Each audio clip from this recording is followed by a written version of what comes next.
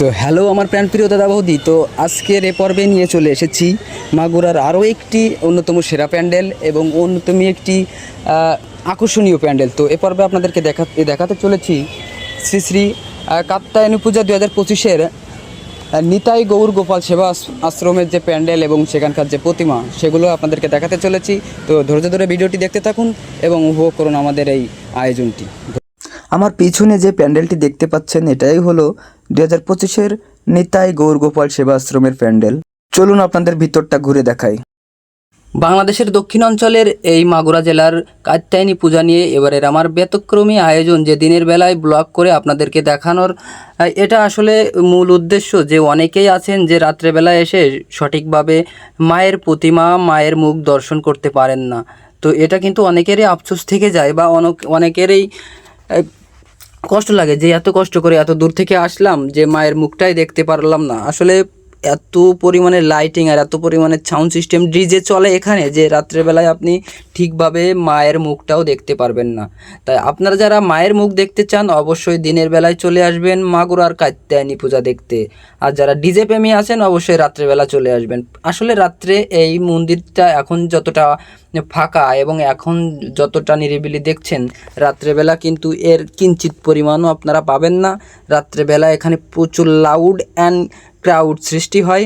দেখছেন তো যে দুই পাশে কত পরিমাণে সাউন্ড সিস্টেম লাগানো হয়েছে, আর ওই যে উপর থেকে সাউন্ড সিস্টেমগুলো লাইটিংগুলো কন্ট্রোল করা হয়।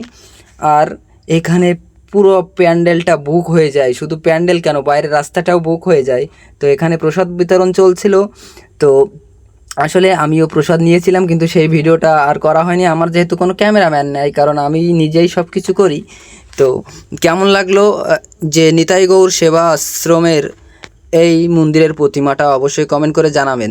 মাগুরার কাত্যায়নী পূজা মানে হলো রাতের পূজা। নিতাই গৌর গোপাল আশ্রমের রাতের ভিউটাও আপনাদেরকে দেখাবো এই ভিডিওতে, তো কেউ আপনারা স্কিপ না করে পুরোটা দেখবেন। নতুন বাজার সংলগ্ন নিতাই গৌর গোপাল সেবা আশ্রমের ভৈরব নদীর পাশের বটগাছ তলায় এই যে দুইটা মন্দির, এই দুইটা মন্দির আপনি দিনের বেলায় আসলে অবশ্যই প্রণাম জানাবেন, রাত্রে আসলেও প্রণাম জানাবেন।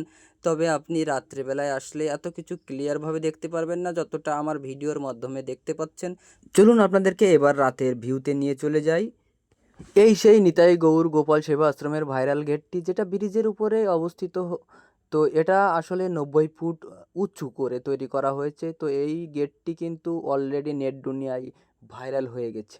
এই বড় গেটটি পার হয়ে আরও একটি সুন্দর গেট পড়বে, তো সেটা আর আপনাদেরকে দেখালাম না। তো রোড সিলিং রোড লাইটিংটা একটাবার দেখেন কতটা আকর্ষণীয়।